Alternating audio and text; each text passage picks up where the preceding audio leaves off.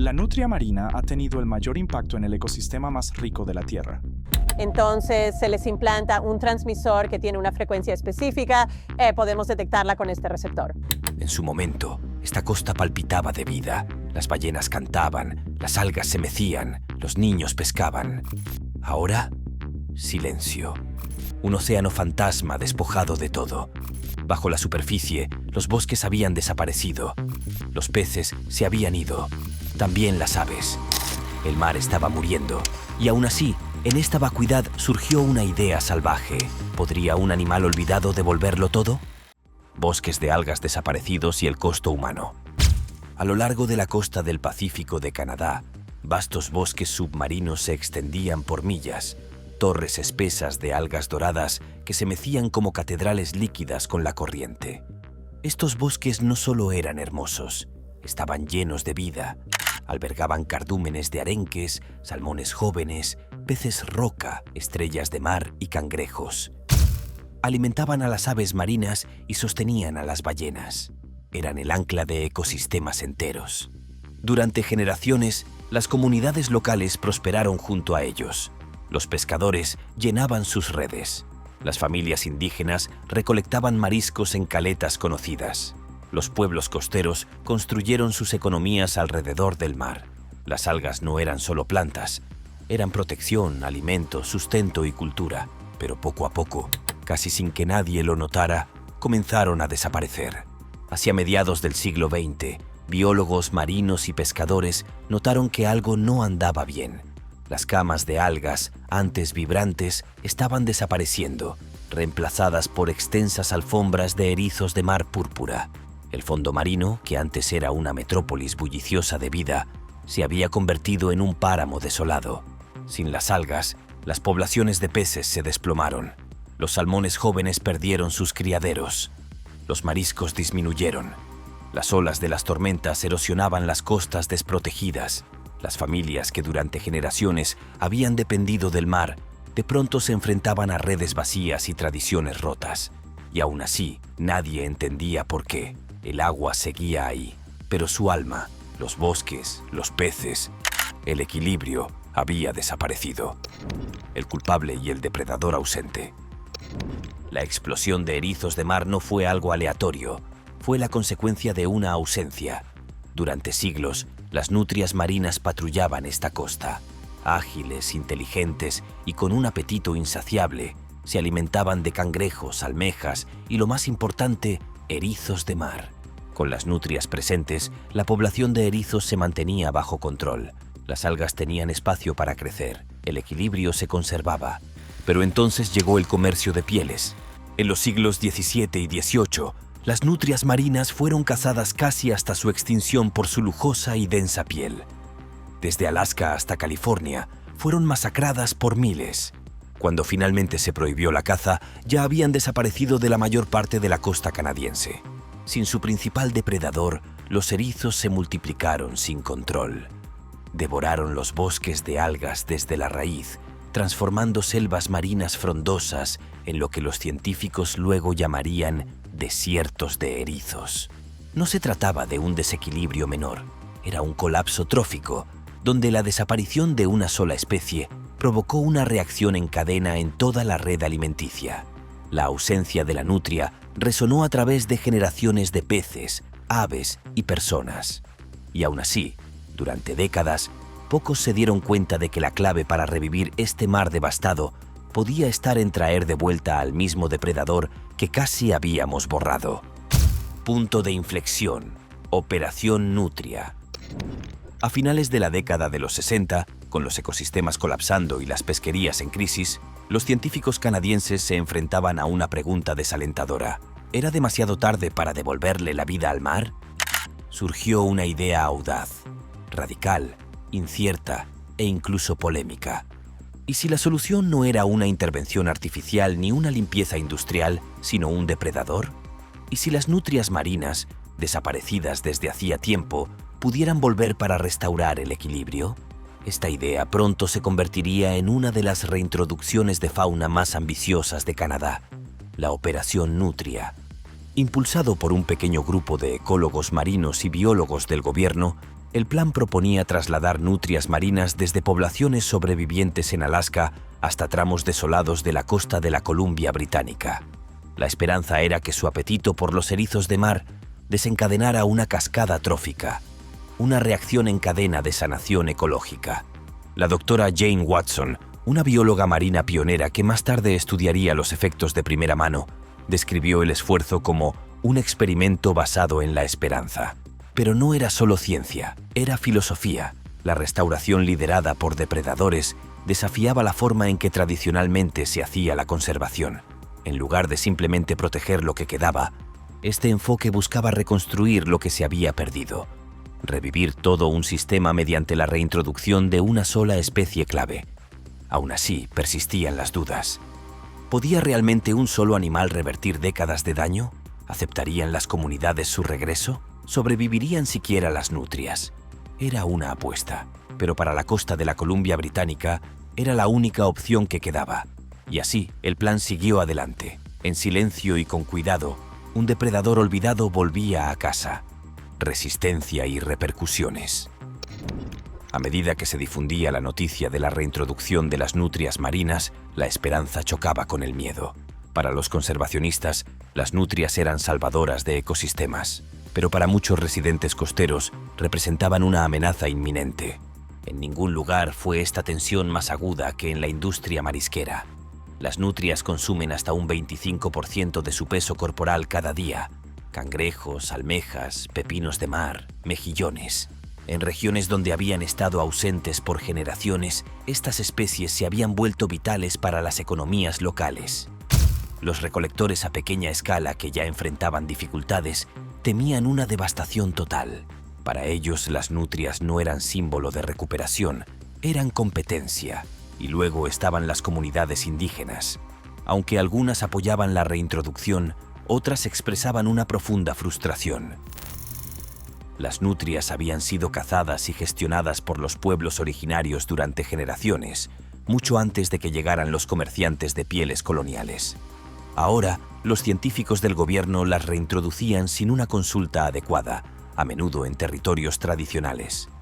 Como dijo un anciano, no se nos preguntó, se nos informó. No se oponían a la restauración, se oponían a la exclusión. Generaciones de conocimiento ecológico habían sido ignoradas. Las reuniones públicas se tornaban tensas. Los pescadores advertían sobre el colapso económico. Los buzos temían por la desaparición de los lechos de mariscos. Algunas comunidades, como las cercanas a la bahía de Checleset, resistían abiertamente. A pesar de todo, el programa avanzó, pero la tensión nunca desapareció del todo. El regreso de las nutrias marinas no era solo una historia ambiental, era también una historia humana, entrelazada con la identidad, la economía y el derecho a ser escuchado. Y cuando llegaron las primeras nutrias, nadie sabía si ese frágil equilibrio entre la naturaleza y la comunidad se sostendría. Comienzos frágiles, el esfuerzo de reintroducción.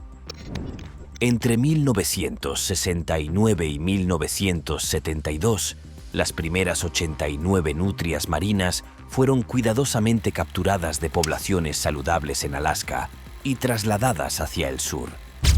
Fue una operación delicada. Las nutrias son extremadamente sensibles al estrés y el viaje era largo. Viajaron en aviones militares y embarcaciones, alojadas en tanques especialmente diseñados para evitar el choque y el sobrecalentamiento. A pesar de todas las precauciones, no todas sobrevivieron. Algunas se enfermaron, otras huyeron al ser liberadas. Unas pocas desaparecieron por completo.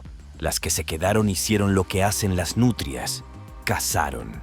En cuestión de semanas, los lechos de mariscos cerca de los sitios de liberación comenzaron a reducirse. Las trampas para cangrejos salían vacías, los bancos de mejillones se adelgazaron, las advertencias de los pescadores se volvieron realidad. ¿Y las nutrias? No se quedaron quietas. Algunas recorrieron millas más allá de las zonas de liberación, lo que dificultaba a los científicos monitorear el progreso o medir el éxito. Para muchos en la costa, el proyecto parecía un fracaso en desarrollo. Pero entonces, algo sutil cambió. En pequeñas zonas del fondo marino, los buzos empezaron a reportar menos erizos. Las gruesas alfombras púrpuras comenzaban a aclararse. Nadie celebraba, Aún no, pero por primera vez en años, el fondo del océano no empeoraba, estaba cambiando. Primeros destellos de esperanza. Pasaron los años. Las nutrias, antes dispersas e impredecibles, comenzaron a establecerse. Cerca de la bahía de Chekleset, una población pequeña pero estable echó raíces. Los científicos que en su momento dudaron del proyecto ahora se acercaban con atención, buscando patrones. Y poco a poco, esos patrones comenzaron a aparecer. Las poblaciones de erizos de mar, antes incontrolables, empezaron a colapsar. Donde las nutrias se alimentaban con constancia, los invasores espinosos se reducían. El fondo marino, despojado durante décadas, empezaba a mostrar señales de vida. Los buzos reportaban brotes de algas, frágiles hebras doradas que surgían de las grietas en las rocas. En lugares que alguna vez se consideraron zonas muertas ecológicas, el verde regresaba. Los peces empezaron a aparecer, peces roca juveniles, que se deslizaban entre los nuevos brotes. Los cangrejos se arrastraban por el fondo. El silencio del mar comenzaba a romperse. No era una recuperación total, aún no, pero algo había cambiado. Las nutrias ya no eran solo sobrevivientes, eran catalizadoras. Reacción en cadena ecológica. Lo que siguió fue nada menos que una transformación. En las zonas donde permanecían las nutrias, los números de erizos de mar se desplomaron. Con los erizos bajo control, los bosques de algas regresaron con fuerza, y las algas, cuando tienen espacio y luz, crecen rápido. Algunas especies hasta medio metro por día. Lo que antes eran fondos marinos estériles se convirtieron en selvas submarinas rebosantes de vida. Los equipos de buceo regresaron a lugares que antes se llamaban desiertos de erizos y encontraron bosques que se mecían con la corriente. Peces roca flotaban entre los tallos dorados. Cangrejos se deslizaban por debajo. Estrellas de mar, camarones y pulpos se desplazaban por los arrecifes. Los salmones juveniles encontraban refugio una vez más. Sobre la superficie regresaron las aves marinas a alimentarse. Focas y leones marinos rodeaban los bordes de las algas. Las orcas seguían a los peces. En menos de una década, lo que antes fue un cementerio silencioso se había convertido en una catedral marina llena de vida. Pero no era solo hermoso, era funcional. Las algas estabilizaban las costas, absorbiendo la energía de las olas y reduciendo la erosión. Filtraban dióxido de carbono del agua, ayudando a disminuir la acidez oceánica. Creaban criaderos para peces, sostenían la biodiversidad y actuaban como aliadas del clima. Y todo eso, cada hebra, cada movimiento del agua, podía rastrearse hasta el regreso de una sola especie. Ese era el poder de una cascada trófica en tiempo real. Un depredador tope transformando todo un ecosistema simplemente por ser lo que siempre estuvo destinado a ser.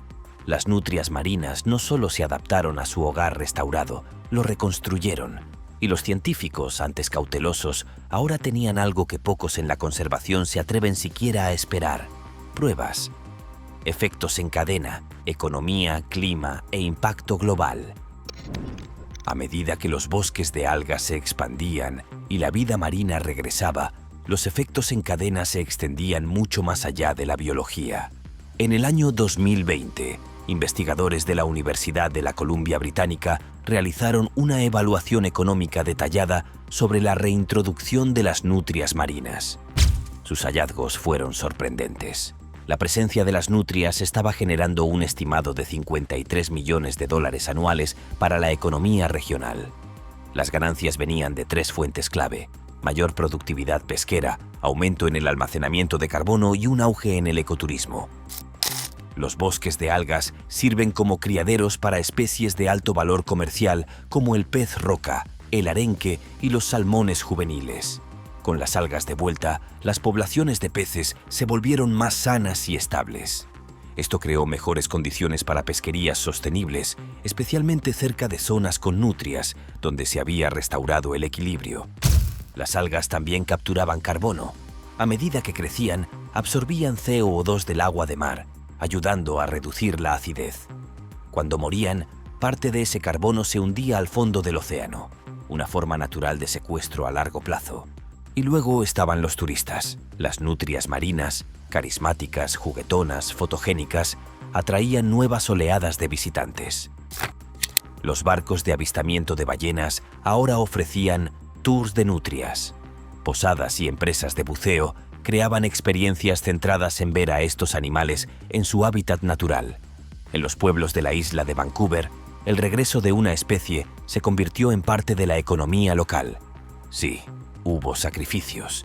Algunos recolectores de mariscos vieron reducidas sus capturas, con pérdidas estimadas en alrededor de $7 millones anuales. Pero el beneficio neto era claro. La economía se volvió más estable, diversa y resiliente con las nutrias presentes. Y el impacto no se limitó a Canadá. Inspirados por este éxito, comenzaron a surgir restauraciones similares lideradas por depredadores en California, Chile y Japón, cada una con la esperanza de recrear la cascada provocada por un héroe inesperado. Las nutrias marinas no solo habían sobrevivido, habían cambiado el futuro. Lo que viene, amenazas y cuidado compartido. La recuperación era real, pero no invencible. Las nutrias marinas siguen siendo altamente vulnerables a la contaminación marina, especialmente a los derrames de petróleo. Un solo derrame puede ser catastrófico, destruyendo la capacidad aislante de su pelaje y provocando muertes masivas. El recuerdo del desastre del Exxon Valdez en 1989, que mató a miles de nutrias en Alaska, aún proyecta su sombra. El cambio climático añade nuevas incertidumbres.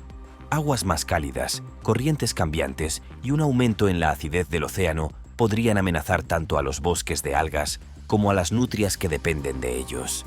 Pero quizá el mayor desafío está en la gobernanza. Algunas comunidades indígenas cuyos territorios marinos se superponen con los hábitats de las nutrias han pedido un modelo de cogestión, sistemas que integren el conocimiento ecológico tradicional con la ciencia moderna.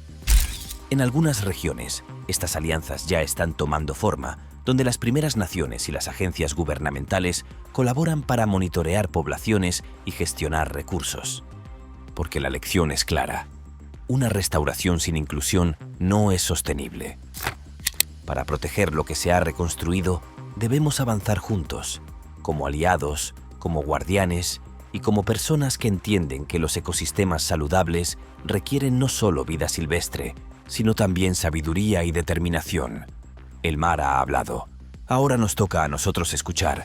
El mar estaba muriendo. Y entonces regresó un animal. No fue una máquina, no fue un milagro. Solo un bulto hambriento, flotante y cubierto de pelo, guiado por instintos ancestrales. El resultado no fue solo increíble. Fue una resurrección, tejida con ciencia, esfuerzo y un héroe inesperado. La nutria marina, prueba de que, a veces, la sanación comienza con las cosas más pequeñas.